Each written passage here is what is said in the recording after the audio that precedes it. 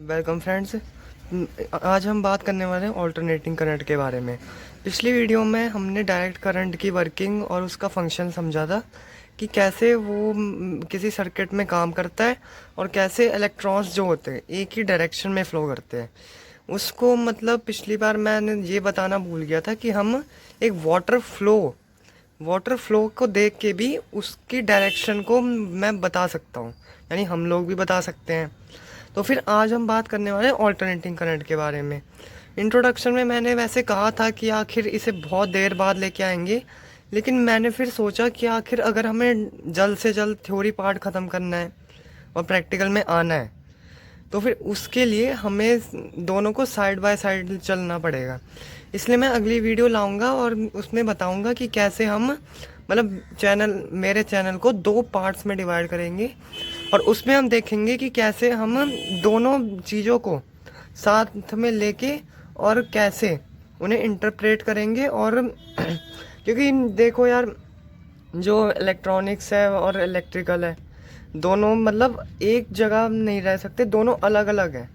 Electronics अलग है, electrical अलग है। तो फिर उसी के बारे में मैं अगली वीडियो में बात करूँगा और उसी के बेसिस पे हमारे जो मतलब हमारा चैनल होगा उस वो टू पार्ट्स में डिवाइड होगा। मतलब एक समझाने के तरीके से कि चैनल को दो पार्ट्स में डिवाइड करें कि जल्द से जल्द थ्योरी ख़त्म हो। तो फिर ठीक है, बातें बहुत होगी और अब वीडियो को स्टार्ट करते हैं।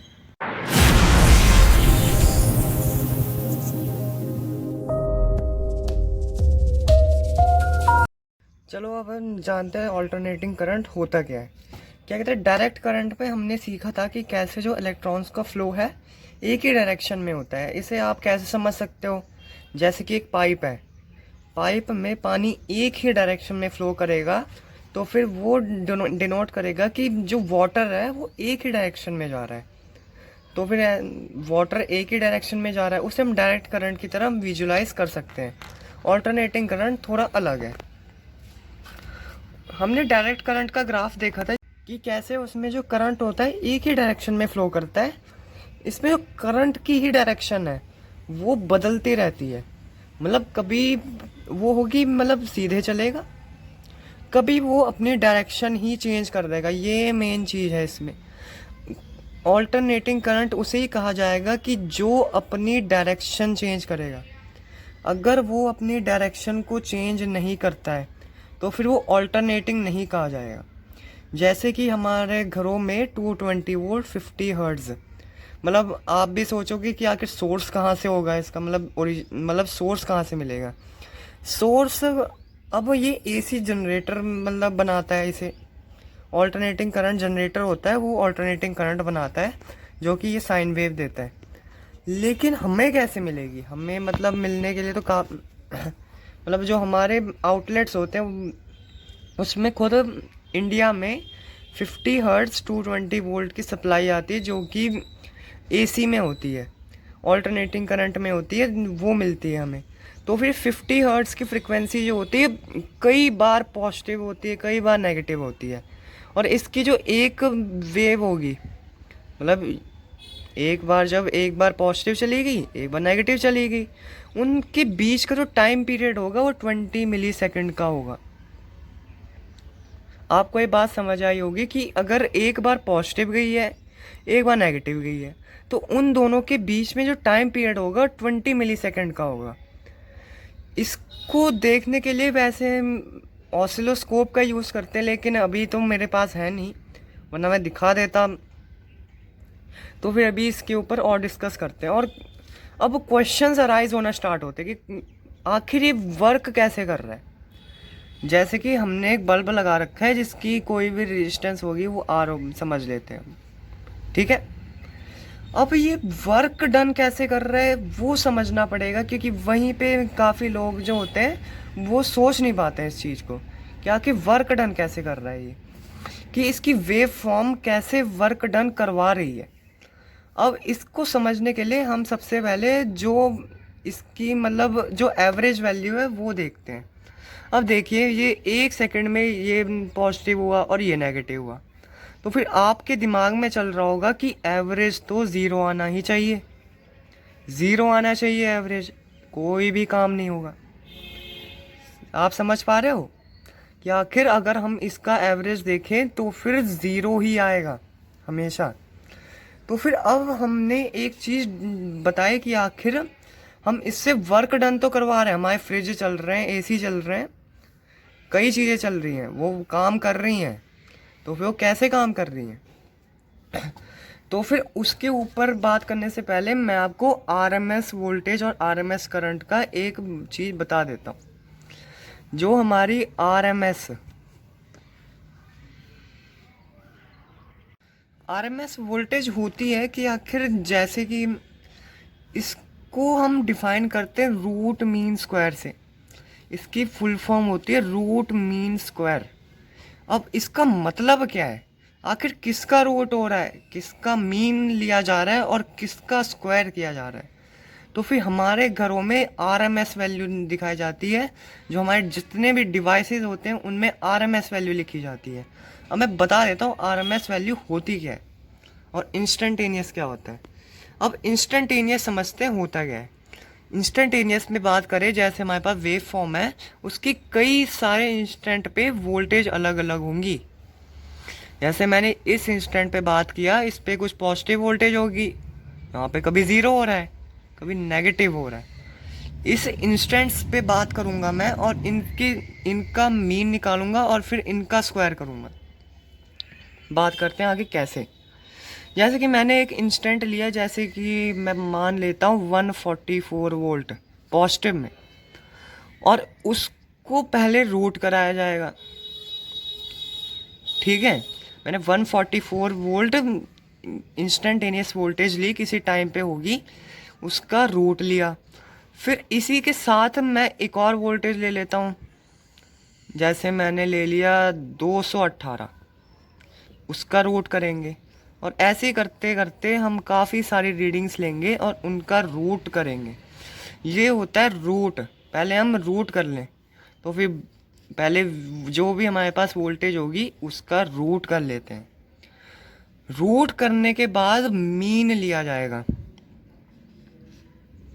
ये जो सिंबल होता है ये मीन का होता है। अब मीन लिया जाएगा, यानी कि जितनी भी ऑब्जर्वेशन होगी, यानी कि मैं n ऑब्जर्वेशंस मान लेता हूँ इसे, तो फिर इन सब को ऐड किया जाएगा।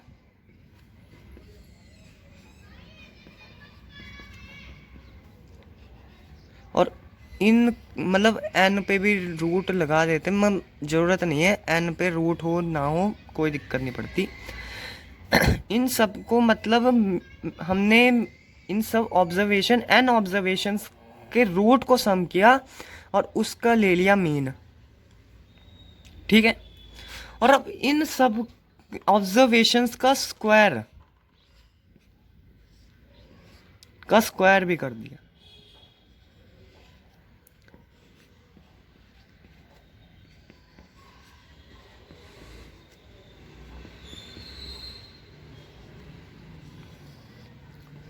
अब हमने इन सब का स्क्वायर भी कर दिया। इसे ही कहते हैं आरएमएस वैल्यू। मतलब ये इस चीज़ को कहते हैं RMS value of alternating current. इसे मैं डिनोट करूँगा वी आरएमएस से। और हमारे घरों में, मतलब मैं तो अपने घर के हिसाब से इसे डिज़ाइन मतलब कैलकुलेशन किया है। इसके हिसाब से जो हमारे घर की आरएमएस आती है वो होती है 220 वोल्ट एसी। 220 वोल्ट एसी हमारे घर की आरएमएस वैल्यू होती है। अब इस आरएमएस वैल्यू की मदद से हमारा वर्क डन होता है। बताता हूँ कैसे। और एक होता है पीक करंट। अब पीक करंट निकलता कैसे, पीक करंट होता क्या है जानते हैं। पीक करंट जैसे कि ये करंट हुआ और पीक हुआ इसका, ये इसकी पीक वैल्यू जो निकलती है साइन वेव की, peak value of sine wave, वो होती है जो कि हमारी आरएमएस वैल्यू होती है, उसको √2 से मल्टीप्लाई कर देते हैं। इससे हमारी पीक वैल्यू निकल जाती है। पीक वैल्यू मतलब कई जगह पे यूज़ होती है, जैसे कि रेक्टिफायर बनाना हुआ, उसमें पीक वैल्यू की ज़रूरत पड़ेगी। और कई चीज़ें हैं जिनमें पीक वैल्यू की ज़रूरत पड़ेगी। तो फिर ये होती है आरएमएस वैल्यू और ये होती है पीक वैल्यू। अब इनके हिसाब से ही आरएमएस करंट आता है। आई आर एम एस जो होगा वो लोड के ऊपर डिपेंड करेगा। जो हमारा लोड है, जैसे कि मैं फ्रिज मान लेता हूँ, वो मतलब मान लेते 15 एम्पियर RMS करंट फ्लो करने देता है अपने अंदर से। तो फिर RMS वैल्यू हुई है इसकी। तो फिर जो हमारी पीक होगी, पीक करंट होगी, वो 15√2 होगी। ये चीज़ आप समझिए, 15√2 टाइम्स उसकी पीक वैल्यू होगी। और जैसे कि मैंने डायग्राम सा बना रखा है, जिसमें मैंने बताया कि ये इसकी पीक वैल्यू है और ये इसकी फ्रिक्वेंसी को डिनोट करता है। मतलब ये एक इक्वेशन टाइप मैंने लिख दी है, और इसी इक्वेशन से हम किसी भी इंस्टेंट पे वोल्टेज निकाल सकते हैं, जो कि होता है V at any instant equals to peak value of voltage times sine omega T. इसमें ओमेगा होती है एंगुलर फ्रिक्वेंसी का फॉर्मूला होता है 2πf या 2π/t। ये होता है एंगुलर फ्रिक्वेंसी का फॉर्मूला। इसमें टाइम पीरियड डालो या कोई भी रेडियन में हम वैल्यू डालें, उस टाइम पे हमें इसकी वोल्टेज पता चल जाएगी। तो फिर ये चीज़ें होती हैं ऑल्टरनेटिंग करंट में। और अब ये वर्क डन कैसे करती है मैं वो बता देता हूँ। वर्क डन करने के लिए हम मतलब एक फॉर्मूला यूज़ करते हैं, जो कि पावर होती है। पावर कितनी कंजम्पशन की है, वो होती है VRMS IRMS cos phi। अब जो cos phi होता है वो पावर फैक्टर डोनेट करता है। अभी के लिए हम प्योर रेजिस्टिव लोड के लिए इसे 1 मान लेते हैं, वरना हम आगे भी बात करेंगे कि आखिर पावर कैलकुलेट कैसे करती है। और अब मैं इसका ग्राफ बता देता हूँ। आखिर इसी की मदद से हमारा वर्क डन होता है। जैसे कि हमारे पास ये मैं टाइम, और यहाँ पे मैं ले लेता हूँ करंट, और यहाँ पे मैं ले लेता हूँ वोल्टेज। दोनों को इकट्ठे बना रहा हूँ मैं। जैसे कि मैंने करंट बनाया ऐसे में, ठीक है, ये मैंने करंट बना दिया। अब मैं वोल्टेज को बनाना स्टार्ट करूँगा। ज़रा थोड़ा सा वेट कीजिए। अब मैं वोल्टेज बनाना स्टार्ट करता हूँ कि आखिर वोल्टेज कैसे बनेगी। वोल्टेज कुछ इसी के फेज़ में रहेगी और कुछ ज़्यादा बनेगी, क्योंकि मैं मान रहा हूँ कि आखिर ये जो लोड है करंट कम ले रहा है। अब वर्क डन को समझते हैं आखिर होता क्या है। वर्क डन हम देखेंगे कि आखिर ये जो एरिया, मतलब जो करंट और वोल्टेज ने जो एरिया कवर किया है, वो हमारा वर्क डन में जाएगा। आप ध्यान से देखिए ज़रा, जो वोल्टेज और करंट का जो एरिया है वो ही रियल वर्क कराने में हमारी मदद करेगा। इसे ही कहते हैं रियल वर्क। यानी हम, वैसे मैं थोड़ा सा गलत बना दिया, ये जो होता है इसका वर्क जो होता है वो हमेशा पॉजिटिव रहता है। ये चीज़ मिटा देते हैं जरा, माफ़ी चाहता हूँ इसके लिए। वोल्टेज ऐसी रहेगी, क्योंकि देखो यार वर्क तो हमेशा पॉजिटिव ही रहेगा यार। जो पावर रहेगी वो हमेशा पॉजिटिव ही रहेगी। तो फिर हमेशा इसमें जो पावर होती है वो हमेशा पॉजिटिव ही रहती है, और इन दोनों के प्रोडक्ट से आती है, जो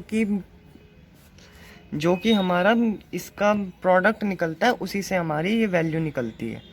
तो फिर ये आपको समझ आया होगा। और इसी में एक चीज़ के बारे में बात करते हैं जिसे हम कहते हैं pulse rating DC. Pulse rating DC होता क्या है, वो एक ऑल्टरनेटिव करंट में नहीं माना जाता, लेकिन वो काफ़ी इलेक्ट्रॉनिक्स में यूज़ होता है। पल्स रेटिंग डीसी इसे ऑल्टरनेटिंग नहीं माना जाता, लेकिन ऐसे में होता है वो। इसमें ये होती है उसकी पीक वैल्यू, क्योंकि स्क्वायर वेव में जो पीक वैल्यू होती है वही उसकी आरएमएस वैल्यू होती है। तो फिर ये हमारी पल्स रेटिंग डीसी हुई, जिसमें डायरेक्शन चेंज नहीं कर रही है, नेगेटिव में नहीं आ रही है, इससे ये डीसी कहा जाता है, एसी नहीं कहा जाता। तो फिर आई होप सो आपको मेरा समझाया समझ आया होगा और होगा। तो अगले वीडियो में हम बात करेंगे कि कैसे मैं अपने यूट्यूब चैनल को थोड़ा सा और चेंज करूँगा, और उसमें दिखाऊँगा कि आखिर कैसे हम जल्द से जल्द ये मतलब थ्योरी पार्ट से हटें और प्रैक्टिकल पार्ट में आए। आई होप सो कि आपको ये वीडियो पसंद आई होगी। आप सब खुश रहे अपनी ज़िंदगी में और आगे बढ़ते रहे। Thank you.